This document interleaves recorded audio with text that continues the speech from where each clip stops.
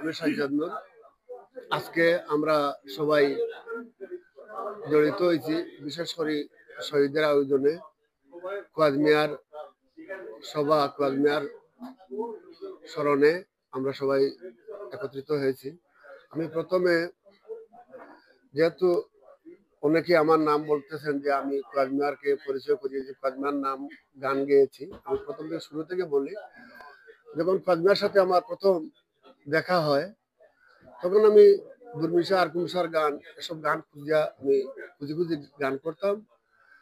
তখন হঠাৎ করে কোয়াজ মিয়া সাহেব আমাকে একটা বই দিলেন, দিয়া বললেন, বাবা তুমি আমার গানগুলা কইরো, আমি টাকা পয়সা দিতে পারবো না, তোমার জন্য আমি দোয়া করবো।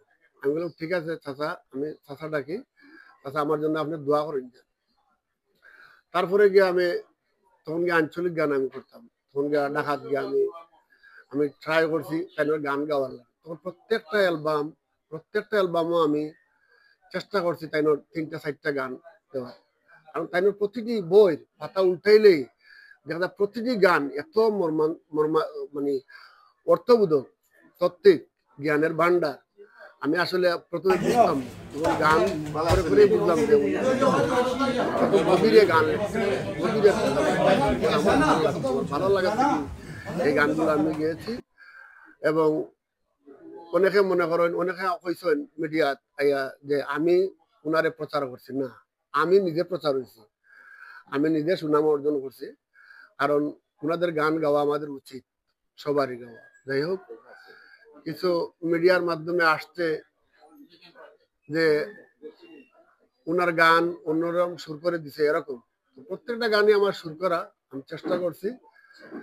তারপর ইদানিং কিছু শিল্পী, মহিলা শিল্পী, পুরুষ শিল্পী এই গানগুলারে খুব বিকৃত করে সুর কথা উল্টাইয়া, কথাবার্তা ভুল গাইয়া বা যারা প্রচার করা, আমার অনুরোধ থাকবো আপনারা মিডিয়ার মাধ্যমে যেন এগুলা না করার জন্য, যে এই গানগুলারে নষ্ট না করার জন্য। একজন সাধকের গান, একজন গান লিখেন, সুর করেন অনেকটা গান, একটা গানের অনেক মানুষ ইনভলভ, 10-12 জন মানুষ মিলে একটা গান সৃষ্টি করে, ওই গানটারে বিকৃত করা কারো পক্ষে এটা উচিত নয়। আমি আপনারা মাধ্যমে বলবো যে এগুলো আপনারা করবেন না, দয়া করিয়া বিকৃত করবেন না, গানগুলো যেভাবে আছে সেভাবে গাইবেন। অসংখ্য ধন্যবাদ সবাইকে। বিশেষ করে ধন্যবাদ জানাই আমার শহীদকে, যে আজকের আয়োজন, অনেক গুণী শিল্পী, অনেক গুণী মানুষরা আসছেন আজকে, সবাইকে আমার অন্তঃস্থল থেকে ধন্যবাদ জানাই। আর কোয়াজ মিয়ার কথা কি বলবো, ওনার কথা বলে শেষ নাই। আমি যতদিন দুনিয়াতে বাইসে আছি আমি চেষ্টা করবো ওনার গান গুলা গাওয়ার জন্য। অনেক গান আছে এখনো যেগুলা গাওয়া হয়নি, এখনো অনেক ভালো ভালো গান আছে। আমি আগের মতোই ধারাবাহিকতা আমি বজায় রাখবো, আমি ওনার গানই গাইব। আপনারা সবাই ভালো থাকবেন, সুস্থ থাকবেন, ওনার জন্য সবাই দোয়া করবেন যেন ওনাকে আল্লাহ ব্যস্ত নসিব করেন। সবাই মিলে যেন আমরা দোয়া করি যে ওনার আল্লাহ যেন ব্যস্ত নসিব করেন। আমি প্রথমে কোয়াজ মিয়া সাহেবকে ওনার আত্মার মাগফিরাত কামনা করছি। উনি কিছুদিন আগে আমাদের মধ্য থেকে চলে গেছেন। আমি আগে চিনতাম না। আমার পাশে বসা শিল্পী সাজ্জাদ নূর, ওনার একটা অ্যালবাম ক্যাসেটে আমি প্রথম ওই গানটা শুনি, আমার বাড়ি আয় রে বন্ধু, আমার বাড়ি আয়। তারপরে আমার বন্ধু মহাজাদু জানে। তখন আমার ধারণা ছিল উনি জীবিত নেই, হয়তো অনেক আগের কোনো বাউল সাধু এই গান লিখেছেন।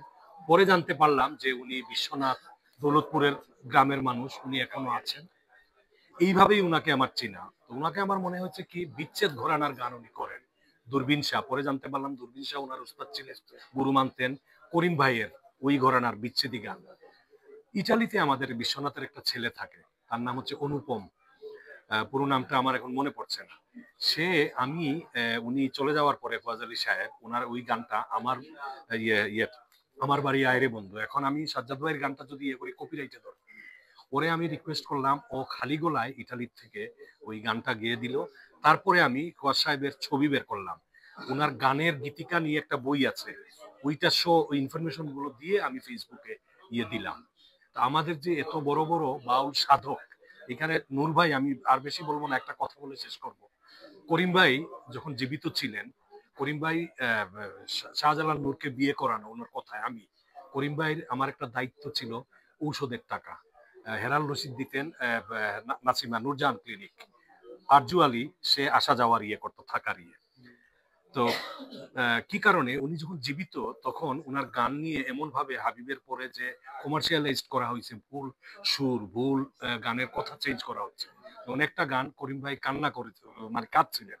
গানটা ছিল ওই যে কেন পিরিতি বাড়াইলারে বন্ধু।